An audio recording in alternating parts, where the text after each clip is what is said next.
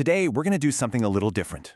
We're going to open up a diary. We're diving deep inside the MK1 Academy powered by Digify Africa, but not through some slick brochure. Nope, we're doing it through the weekly, totally unfiltered reflections of the participants themselves. This is their story in their own words. But before we jump in, I want you to just think about this question for a second. What does real, meaningful transformation actually feel like? Is it some sudden lightning bolt moment, or is it something else? Just keep that in the back of your mind as we go through this. Because if you ask the people who actually lived it, this is what it felt like. This one quote, right here, it just perfectly captures the heart of the entire experience we're about to unpack. It's all about that journey of growth through pressure. All right, let's get into it.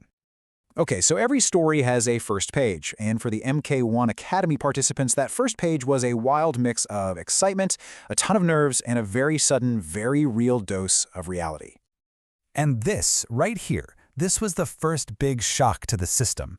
You see, everyone walked in expecting, a classroom, maybe some textbooks, a nice slow ramp up. What they got was the deep end. From day one, the expectation wasn't to learn like a student, it was to behave like a junior professional. There was no easing in. So, how did that feel? Well, it looked a lot like this. A really powerful cocktail of doubt and drive. It's kind of crazy, right? You see imposter syndrome and fear sitting right next to hopeful and energized. But honestly, that's the classic starting line for any real challenge. That feeling of being way in over your head, but at the same time, being so incredibly excited for the climb. So, once that initial shock started to wear off, a little bit, it was time to build. Weeks 2 through 4 were all about facing that blank canvas, getting their hands dirty, and really laying the foundational skills they were going to need for the rest of the journey. And we're not talking about abstract theories here. These are concrete, hands-on skills. They went from the basics of data cleaning, the super important but kind of unglamorous groundwork, all the way to building actual dashboards in Looker Studio and getting their heads around the fundamentals of paid media. These are literally the building blocks for a career in digital marketing today.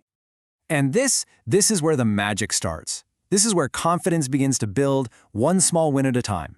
It's not about being a master overnight. It's that amazing feeling you get when you finally nail a tricky formula, or you figure out a faster way to clean a messy data set, or, and this is a big one, you get your very first dashboard approved. These little moments are absolutely crucial for turning that anxiety into real ability. But, of course, with those wins come the first real-world hurdles. It's one thing to learn a technical skill by yourself. It's a whole other ballgame to use it as part of a team, under a deadline.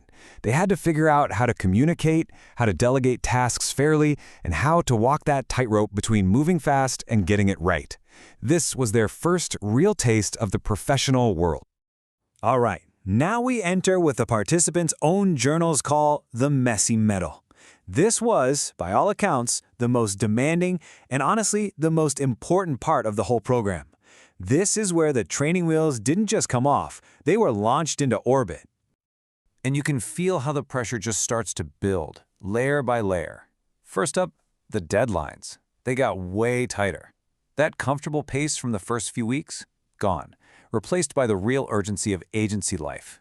What they might have had a week to do before, they now had to get done in a couple of days. Then, the work itself got harder. The briefs were no longer simple little training exercises. Suddenly, they were strategically complex, multi-layered puzzles that felt just like the ambiguous and challenging work you'd get from a real client. And finally, the stakes got higher. This wasn't a simulation anymore. Their work had real consequences. A mistake carried more weight because the quality of what they produced was directly impacting live projects. The safety net was officially gone. Now, here's the crucial thing to understand. This period of intense pressure, what their diaries called an emotional dip, that wasn't a flaw in the program. It was the whole point. It was this exact stress that forged their professional identities.